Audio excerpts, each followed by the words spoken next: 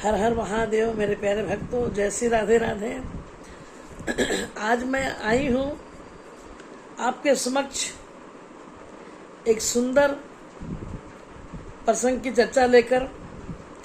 हमारे शिव भक्तों के लिए, हमारे कृष्ण भक्तों के लिए सावन का महीना 22 जुलाई से आ रहा है और आप सभी जानते हैं, जो नहीं पढ़े हैं मैं बताती हूँ कि ग्रंथों के हिसाब से, पुराणों के हिसाब से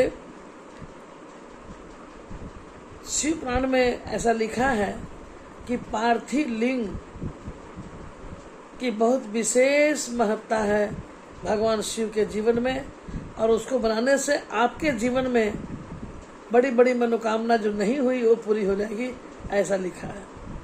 तो चलिए आज इनकी बात करते हैं कि भगवान शिव के पार्थिव लिंग कैसे बनाया जाए और इसकी क्या महिमा है, महत्ता है। वैसे तो मैं बता दूं कि जो भी भक्त इसे बनाएंगे, कैसे बनाएंगे, सब मैं बताऊंगी आपको आज की चर्चा में। तो जो हमसे नहीं जुड़े हैं तो हमारा बेल आइकन बजा कर जुड़ जाए ताकि हमारा नोटिफिकेशन आपके पास चले जाए। आज विशेष है कि पार्थिव लिंग से हमें क्या मनोरथ पूर्ण होती है और उसकी विधि क्या है।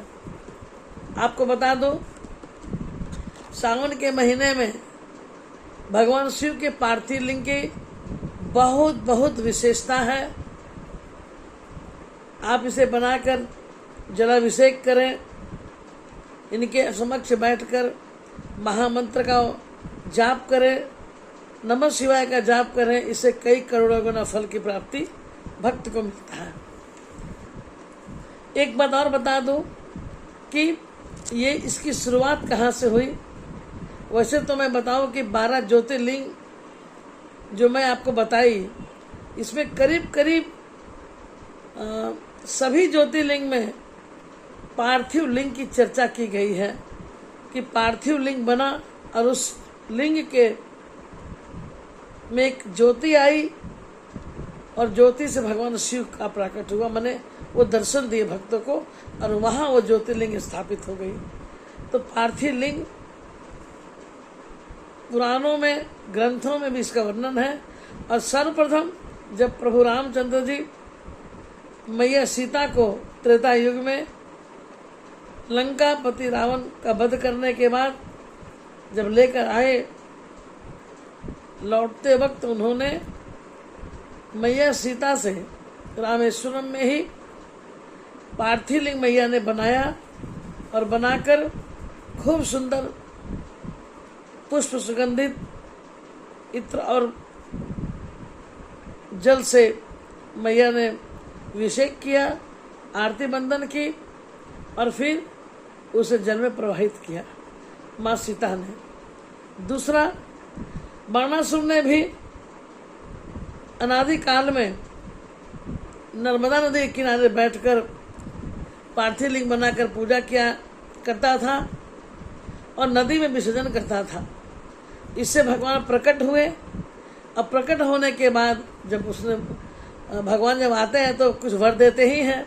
वर में मांगने को कहा और बाणासुर ने कहा, अच्छा वो क्या करता था, कई हजार करोड़ गुना उसने पार्थिव लिंग बनाकर उस नर्मदा के जल में डाल दिया करता था।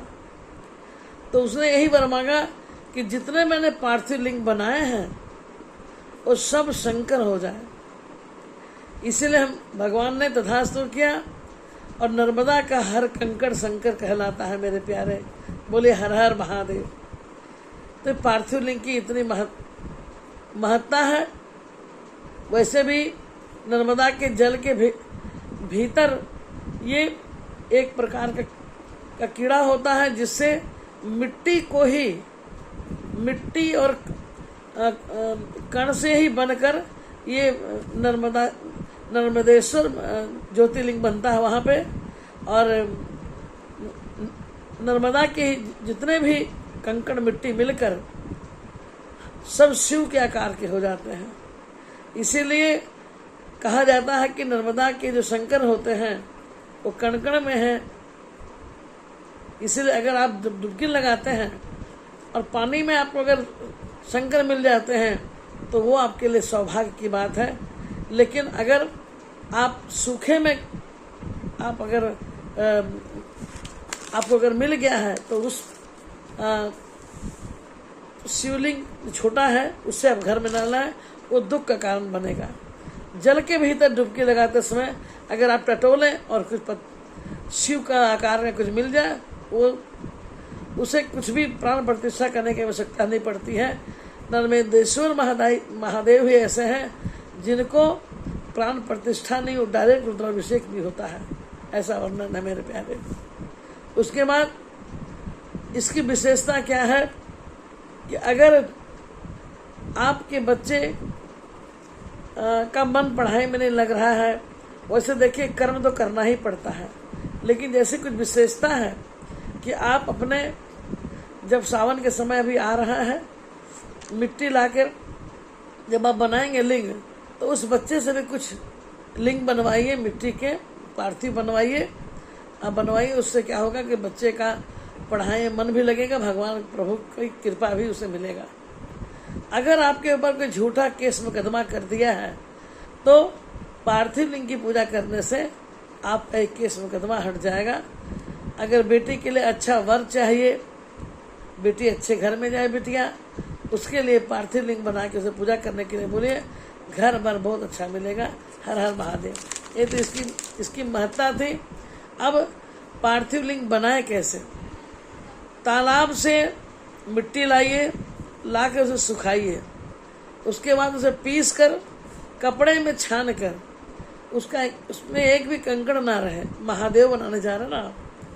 उसके बाद उस मिट्टी में गाय का दूध, गन्ने का रस, गंगा जल डालकर उस मिट्टी को बढ़िया से सानने के बाद एक अंगूठा, माने ये जो लंबाई देख रहे हो ना, पूरा इतना बड़ा एक शिवलिंग, बड़ा शिव बनाए, और उसके बगल में किनारे किनारे जैसे 108 है, 101 है, अगर 101 बना रहे हैं तो एक बड़ा बना लीजिए, इतना बड़ा ये होना चाहिए, मैंने इतना बड़ा अंगूठा के इतना लंबा ही होना चाहिए, इतना लंबा बना ले, और बाकी सब इस कनिष्का उंगली के बराबर बना के किनारे किनारे उनको सजाए। उसके बाद चावल के दाना से ऊपर में सजाए उनको, और इत्र, सुगंधित फूल, पुष्प,